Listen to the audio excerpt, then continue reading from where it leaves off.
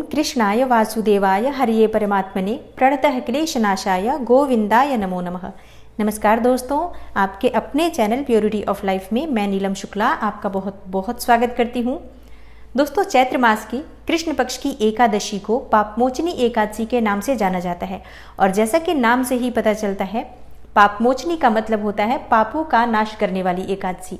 तो शास्त्रों के अनुसार जो भी भक्त पापमोचनी एकादशी का व्रत धारण करते हैं, विधि विधान से भगवान श्री हरि विष्णु का पूजन करते हैं, उनके निमित्त व्रत धारण करके उनकी आराधना करते हैं, उनके समस्त प्रकार के जो पाप होते हैं, कायिक वाचिक मानसिक पाप कर्म, जाने अनजाने में किए गए पाप कर्म, चाहे इस जन्म के हों या पूर्व जन्म के हों, समस्त प्रकार के पाप कर्म नष्ट हो जाते हैं और मोक्ष की प्राप्ति होती है। शास्त्रों के अनुसार चैत्र मास के कृष्ण पक्ष की एकादशी का व्रत धारण करने से भक्तों को उनके जीवन में सभी प्रकार के सुखों की प्राप्ति होती है और अंत समय में मरणोपरांत वैकुंठ लोक की प्राप्ति होती है। भगवान श्री हरि विष्णु के चरणों में स्थान प्राप्त होता है। इसलिए पापमोचनी एकादशी को शास्त्रों में बहुत ही महत्वपूर्ण व्रत बताया गया है। और आज की वीडियो में मैं आपसे शेयर करने वाली हूँ कि साल 2022 में चैत्र मास की कृष्ण पक्ष की एकादशी, जिसे पापमोचनी एकादशी कहा जाता है, इस व्रत को हमें किस दिन धारण करना है, एकादशी की तिथि कब प्रारंभ होगी, कब समाप्त होगी, और इस व्रत में पारण का विशेष महत्व होता है। मतलब व्रत खोलने का जो समय होता है वो बहुत महत्वपूर्ण होता है। तो पारण करने का शुभ मुहूर्त क्या होगा, ये संपूर्ण जानकारी आपको आज की वीडियो में मिलने वाली है।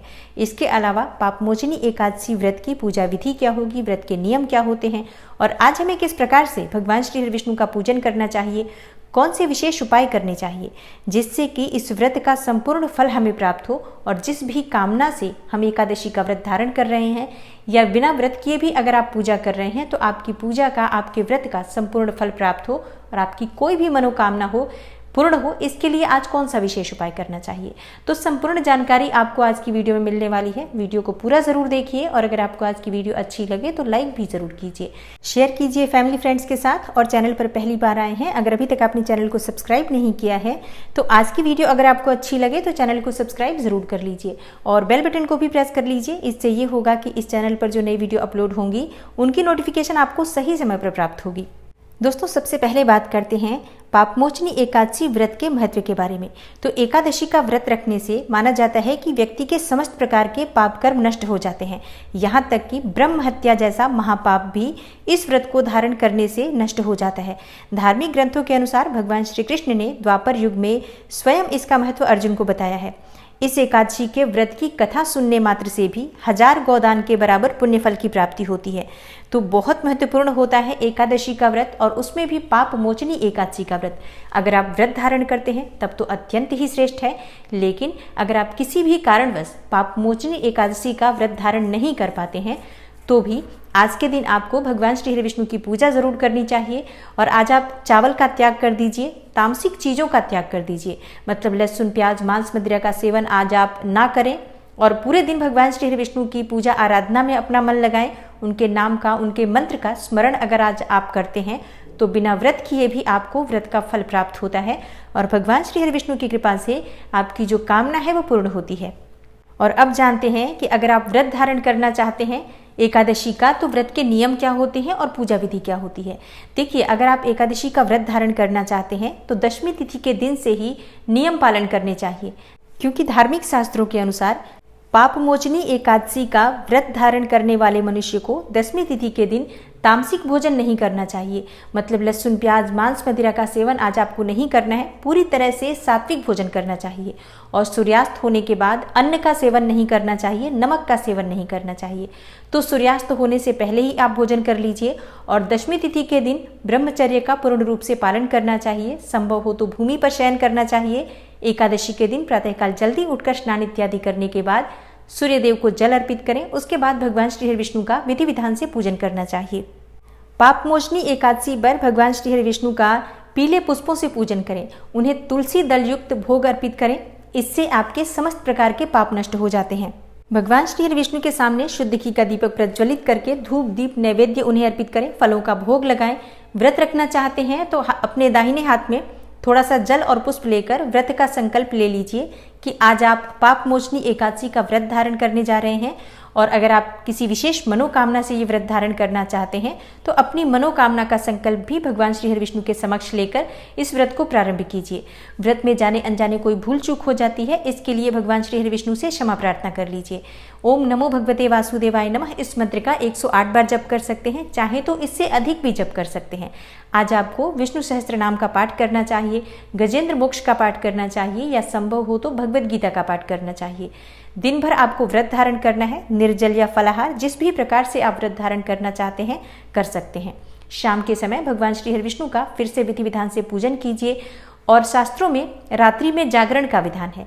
एकादशी की रात्रि में अगर मनुष्य पूरी तरह से भगवान श्री हरि विष्णु के चरणों में समर्पित होकर भजन कीर्तन करते हुए रात्रि जागरण करते हैं तो उनके व्रत का संपूर्ण फल भी उन्हें प्राप्त होता है और उनके मन की चाहे जो भी कामना हो वो पूर्ण हो जाती है।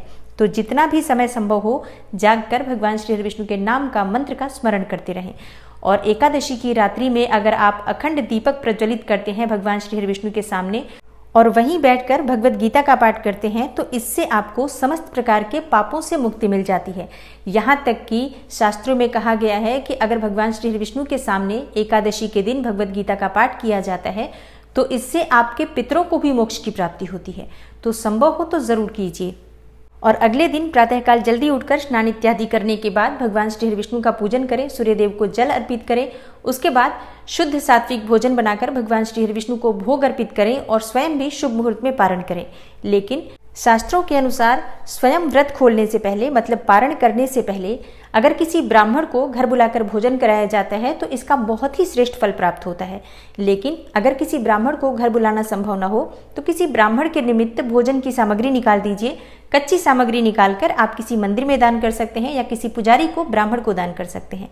तो पाप मोचनी एकादशी से संबंधित ये महत्वपूर्ण नियम हैं जिनका पालन आपको करना चाहिए अगर आप व्रत धारण करते हैं। तो दशमी से द्वादशी तक के ये नियम होते हैं। और अब जानते हैं कि एकादशी की तिथि कब प्रारंभ हो रही है, कब समाप्त हो रही है और व्रत आपको कब धारण करना है।